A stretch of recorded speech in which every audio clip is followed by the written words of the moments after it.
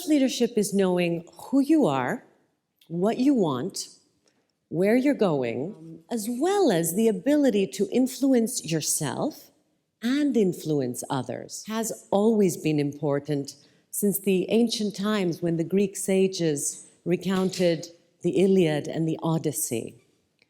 The Odyssey is the story of a sailor, literally, setting off on a journey. Odysseus, the sailor, his goal is clear. He wants to reach his homeland of Ithaca, his kingdom. But he has a very difficult journey ahead. Can he control the outer elements? Can he control the winds? No. Can he control the sea? No. So the only thing he can really control and manage is his own self, his feelings, his emotions, the way he leads his team, the way he leads himself, and of course some sailing skills. These are within his control. So essentially the Odyssey is a symbolic journey, the journey of our own battle to win, this inner battle with ourself. As Plato taught, the first and most important victory is the victory over yourself. So today I'm going to be sharing with you one of the most effective ways to lead yourself based on 3 golden principles of Greek philosophy. But first I'd like to share with you a little bit about my story. I promise I'll be mercifully brief.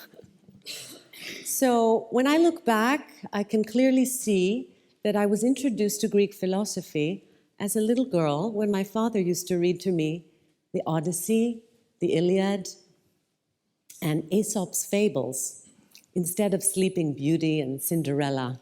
So what if I told you, though, that there is a kind of GPS that can get you to a place of thriving and happiness, no matter what happens on the outside? It's a GPS founded on these 3 principles of Greek philosophy. Now, as I mentioned earlier, I loved leadership training. It was there that I was introduced to a practical aspect of Greek philosophy, namely the work of Aristotle, who taught, he was the first ever in the world to teach the art of influence and persuasion. Remember, he was the mentor of Alexander the Great, so I think he knew what he was talking about. So he introduces us to the rhetorical triangle. It allows anyone like you and me to become great influencers. First, you have ethos at the top, a speaker who walks his talk, who has integrity, who speaks in truth, is very persuasive to the audience. After ethos, you have pathos, the speaker who understands the audience's fears and dreams, is very likely to engage emotionally and persuade and influence the audience. And then you have logos. The speaker must have facts, have statistics, be realistic, and say useful things. Now, over 2 millennia have passed, but this rhetorical triangle of Aristotle is still taught in great institutions around the world like Harvard, MIT, Stanford. So basically, the world's great leaders learn influence and persuasion through Aristotle's rhetorical triangle. But it gets better. As I taught this rhetorical triangle of influence, it dawned on me that these 3 principles are not only useful for persuading others. We can also use these 3 principles to influence and persuade ourselves. Ethos. If you have ethos, I mean, think about it, all religions in the world, all great philosophies, they speak about having ethos, okay? It relates to your virtue and your honor, living according to your honor, truth, and integrity.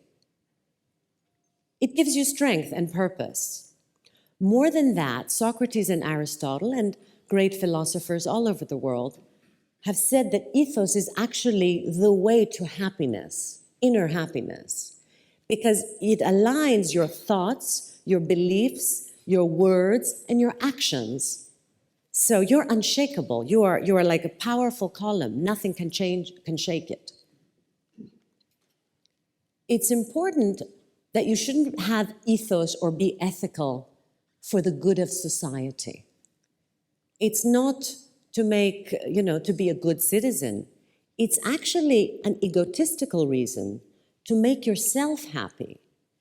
Okay, it's as Marcus Aurelius says, my task is to be emerald, my color undiminished. So ethos is something you do, not even when other people are not looking, okay? Because let's face it, nobody likes bad people, rotten people. So why would you want to be such a person? How can you look at yourself in the mirror each day? Okay? That's not the way to happiness, to go against your ethos. So basically, ethos should be the filter through which we pass all our decisions and choices through. Ask yourself critical questions when you're about to make a decision, like, what are my core values? What matters to me most? Is this decision aligned with my purpose? When you pass ethos as a filter through every decision you make, your life becomes easier. You'll always do the right thing, and it will give you, as my friend Chak Chakrapani likes to say, unshakable freedom. The other two filters go as well. You need to have pathos. You ask yourself, how do I feel about this decision? What does my heart say? What are my fears? And if you look at these feelings objectively, they will give you vital information. Logos will refer the logic and reason. Does my decision make sense? Right? Is it going to be useful? Do I have a strategy? This is applying logos. And this realization of these three principles of Aristotle being applied to oneself, and not only in persuading and influence others, changed my life.